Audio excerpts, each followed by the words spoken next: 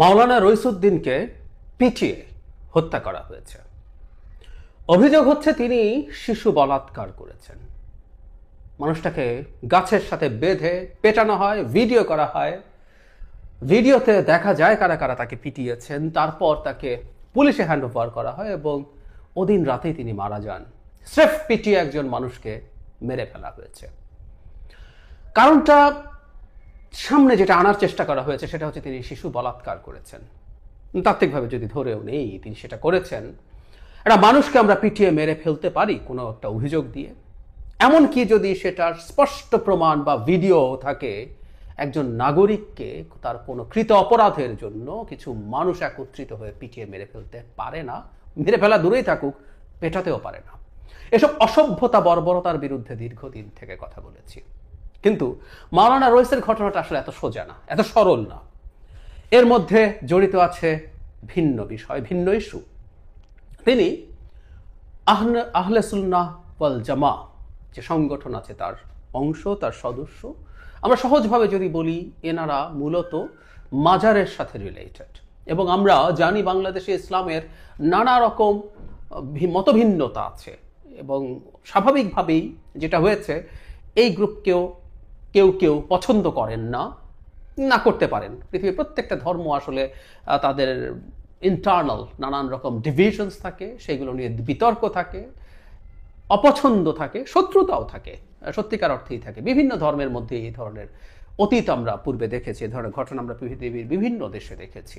কিন্তু বাংলাদেশেও এটা এখন খুবই ভয়ঙ্কর জায়গায় এসে দাঁড়িয়েছে।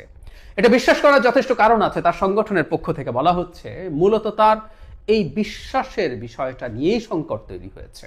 তিনি যে ফর্ম অফ ইসলাম, মানে ইসলাম নিয়ে কেউ কেউ বলেন ইসলামের কোনো ফর্ম বলে কিছু নেই, একটাই আছে। টু সাম এক্সটেন্ট কথাটা হয়তো ভুল না, কিন্তু এটা তো আমাদের মানতে হবে যে বিভিন্ন রকমভাবে বিভিন্ন রকম ইন্টারপ্রিটেশন ইসলামের আছে এবং সবাই একইভাবে ভাবেন না, এবং বেশিরভাগ ক্ষেত্রে একজন আরেকজনের উপরে নিজেরটা চাপিয়ে দিতে চান, নিজকে সঠিক বলেন। শুধু সেটা না, কাফের বলে ফেলেন। খুবই রিসেন্ট অতীতেই আমরা দেখেছি বিশাল বিখ্যাত খুবই জনপ্রিয় ধর্মগুরু আরেকজন বিখ্যাত অতি জনপ্রিয় ধর্মগুরুকে কাফের বলছেন। যাই হোক, তার সংগঠন যেটা দাবি করেছে এটা বিশ্বাস করার যথেষ্ট যৌক্তিক কারণ আছে এবং সরকারের রিল্যাক্টেন্স ভয়ঙ্কর। রীতিমতো আজ সারাদিন বিভিন্ন জায়গায় দেশের তারা সমাবেশ করেছেন, অবরোধ করেছেন, করতে হয়েছে আসলে, আমরা এভাবে রাদার বলবো। এর আগে ঢাকায় তারা স্বরাষ্ট্রমন্ত্রীর বাসভবনের দিকে পদযাত্রা করতে হয়েছে 2 মে। কারণ কি? কারণটা হচ্ছে 27 এপ্রিল জনাব রইসকে পিটিয়ে মেরে ফেলা হয় এবং সেই মামলা মাত্রই গতকাল নেওয়া হয়েছে। মানে একজন নাগরিক যেই কারণেই যে কোনো অপমৃত্যু হয়, তার পরিবার মামলা করতে চাইলে মামলা কেন নেওয়া হবে না? কেন নেওয়া হবে না? নেওয়া হয়নি। দীর্ঘ চাপ, দীর্ঘ মুভমেন্ট, সারা দেশে বিভিন্ন জেলায় এই সংগঠনটা আছে, এই মাজারপন্থী মানুষজন আছেন। তাদেরকে রিসেন্ট সময় খুবই ভয়ঙ্কর পরিস্থিতির মধ্য দিয়ে যেতে হচ্ছে, ফর শিওর। আমি আসবো সেই জায়গায়। সেসবের ভিত্তিতে শেষ পর্যন্ত একটা মামলা হয়েছে। ওটাকে দায়সারা মামলা বলবো, কারণ সরকার যেটা স্পন্টেনিয়াসলি করার কথা ছিল, কেউ মামলা না করলে, এই ধরনের একটা বিভৎস ঘটনার পর পুলিশ নিজ থেকে মামলা করার কথা ছিল, কিন্তু না, তীব্র চাপ তৈরি করে 5-6 দিন পরে গিয়ে, 7 দিন পরে গিয়ে মামলা নেওয়া হয়েছে, তাও চাপের কারণে। এই হচ্ছে অবস্থা। তাতে বোঝা যায় এর সাথে এটা জাস্ট একটা বলাৎকারের অভিযোগে পিটিয়ে মেরে ফেলা না, এর সাথে গভীরভাবে এখানকার যে ধর্মভিত্তিক ক্ল্যাশ ছিল 5 আগস্টের পর থেকে, যেটা বেশ সিরিয়াসলি সারফেস করেছে, সেটা জড়িত এবং সরকারের সাথে জড়িত। আমি দীর্ঘদিন থেকে একটা আলাপ করছি, সেটা হলো শেখ হাসিনা পালিয়ে যাওয়ার পর 5 আগস্টের পর থেকে বাংলাদেশে 100-র মতো মাজার ভেঙে ফেলা হয়েছে হামলা করে। একটা ক্ষেত্রেও সরকার বাধা দিতে চায়নি, একটা ক্ষেত্রেও না। সো এই যে সংগঠনটা আহলে সুন্নাহ ওয়াল জামা, তারা এগুলো আসলে এই হামলা, তাদের মাজার ভাঙা প্রত্যক্ষ করেছেন মাসের পর মাস। শুরুর 1-2-3 মাসকে আমি ছাড় দিতে প্রস্তুত থাকলেও গত 1-1.5-2 মাস আগেও এই ঘটনাগুলো ঘটেছে এবং একটা মাজারে ভাঙচুর, একটা ওরসে ভাঙচুরের ক্ষেত্রে মানুষ আহত পর্যন্ত হয়েছেন। এবং কখনো কখনো কোনো কোনো জায়গায় তাদেরকেই এটা প্রটেক্ট করার জন্য নামার প্রস্তুতি নিতে হয়েছে। অথচ এখানে একটা রাষ্ট্র আছে, একটা সরকার আছে, যার কাজ হচ্ছে প্রত্যেকটা মানুষের অধিকার রক্ষা করা।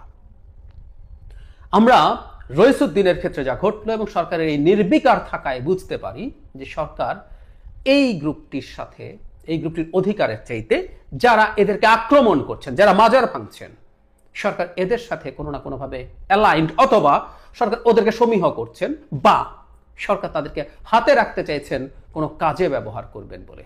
ব্যাখ্যা যে কোনোটার একটা। যারা রইসের বিশ্বাস, তার সংগঠন, এগুলো কোনোটার সাথেই আমি অ্যালাইন্ড নই। আমি একটা কথা বলতে চাই, শুধুমাত্র ভিন্ন কোনো বিশ্বাসের জন্য কোনো মানুষকে অভিযুক্ত করে তার মাজার ভাঙা, তাকে পেটানো, তাকে পিটিয়ে মেরে ফেলা, এই বাংলাদেশে আমরা দেখতে চাই না। আর সব যদি সরিয়েও রাখি, একজন মানুষ যদি অপরাধীও হয়ে থাকেন, ধরে নিলাম এটা নাটক সাজানো হয়নি, তর্কের খাতিরে যদি আমি মনে করি এটা আসলে সাজানো হয়েছে, কারণ আমি পুরো প্লটটা যেমন দেখছি, সরকারের আচরণ যেভাবে দেখছি, যে ধরেও নেই তিনি এই অপরাধটা করেছেন, তাকে পিটিয়ে মেরে ফেলা হবে কেন? বহুদিন থেকে এই পিটিয়ে মেরে ফেলার বিরুদ্ধে কথা বলেছি এবং বলেছি এগুলোর সিগনিফিক্যান্ট শাস্তি সরকারের নিশ্চিত করতে হবে, না হয় এগুলো চলতেই থাকবে।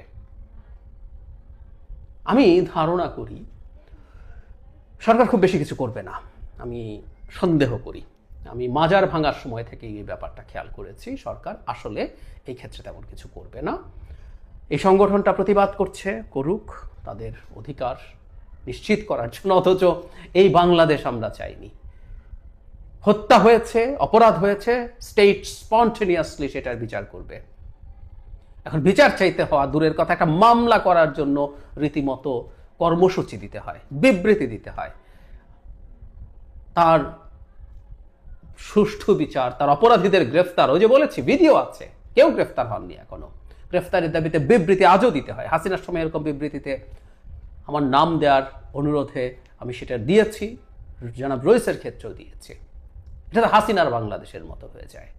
এটা হাসিনার বাংলাদেশ হয়ে গেছে তা বলছি না, কিন্তু অনেক ক্ষেত্রে, বেশ কিছু ক্ষেত্রে মাঝে মাঝে আমরা হাসিনার বাংলাদেশ দেখতে পাই। এখানে বিচার চাইতে হয়, এই যে বিচার চাইতে হয় না, রীতিমতো বিচার নিশ্চিত করার জন্য, অপরাধী ধরার জন্য মিছিল করতে হয়, অবরোধ করতে হয়, হরতালের ডাক দিতে হয়।